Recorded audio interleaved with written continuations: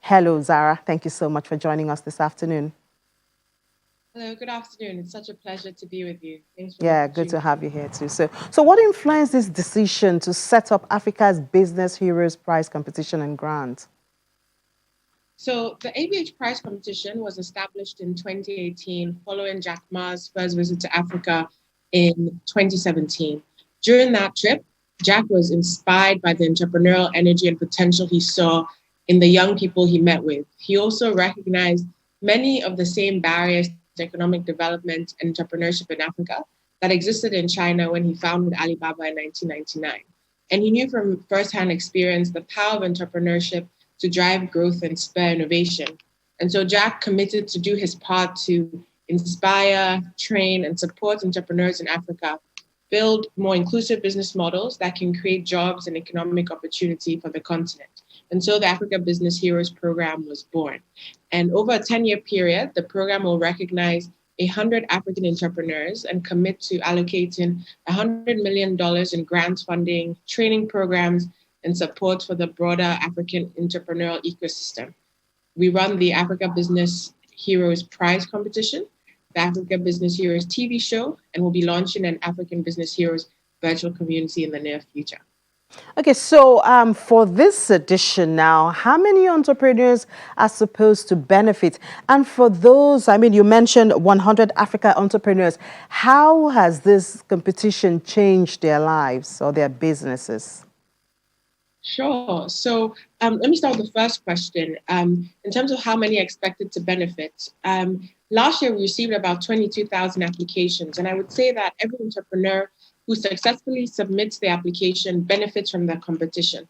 Why do I say this? Well, it's because we ensure that all eligible applicants receive feedback from our world-class judges.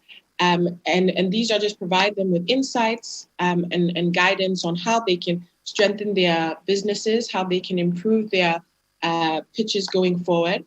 And we believe that this helps them, even if they don't win the grant funds, along their business journey. And the application process itself is also designed to encourage introspection and analysis on your business and what it is you're doing. And many of our finalists have shared with us how deeply beneficial that process is for them. And beyond this, for those who are lucky to become a top 50 or top 20 finalist, there are a range of benefits such as access to mentorship and training and a connection to a community of like-minded entrepreneurs.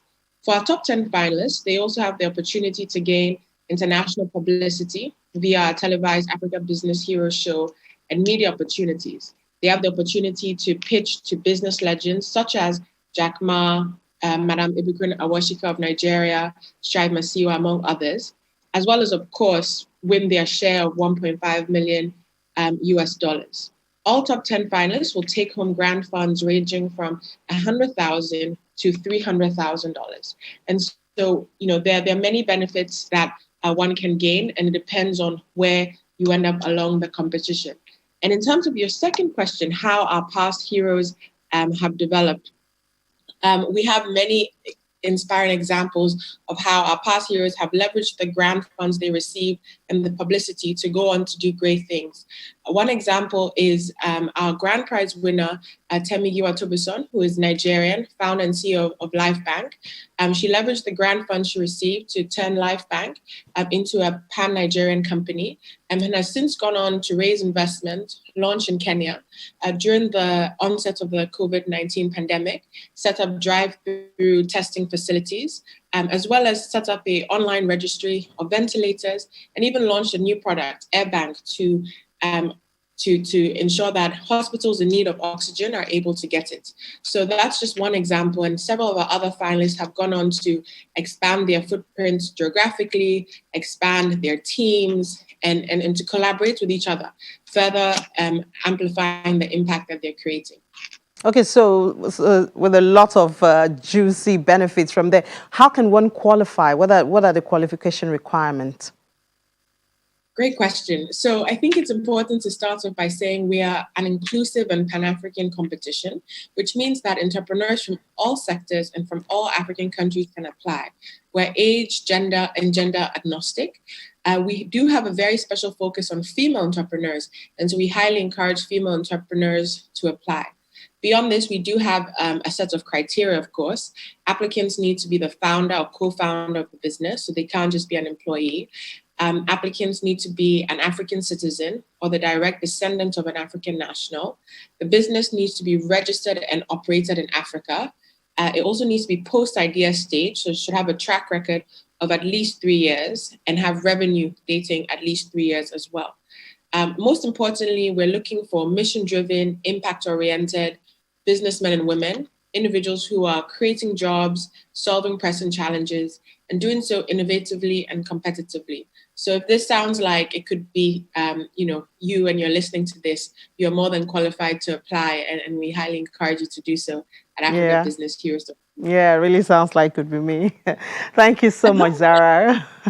Thank you so much for sharing this information with us. And I know that a lot of people will certainly respond to this. Enjoy the rest of your day. Well, we move on now. The World Bank has set up a new country partnership framework for Malawi, which supports the creation of more jobs, the strengthening of human capital, and supporting foundations for economic growth and accountability. The new framework will guide the World Bank Group's work over the next 5 years in support of Malawi's national priorities as set out in Malawi Vision 2063.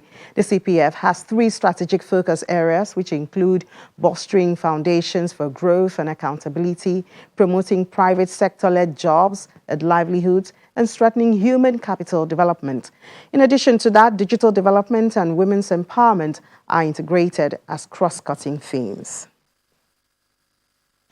The ambassador of Qatar to South Africa says both countries are ready to sign 26 agreements and areas of cooperation this year to strengthen relationships.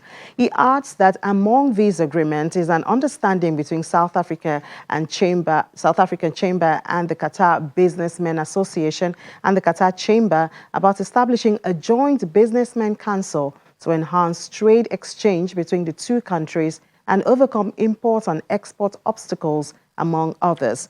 Other areas of cooperation include the climate, prevention of double taxation, investment promotion, and technical and commercial cooperation. Trade volume between the two countries over the last 5 years stood at $2 billion, with an increase of 150% between 2019 and 2020. And that's it on Business Incorporated today. Thank you so much for watching. I'm Ini John Mekwa.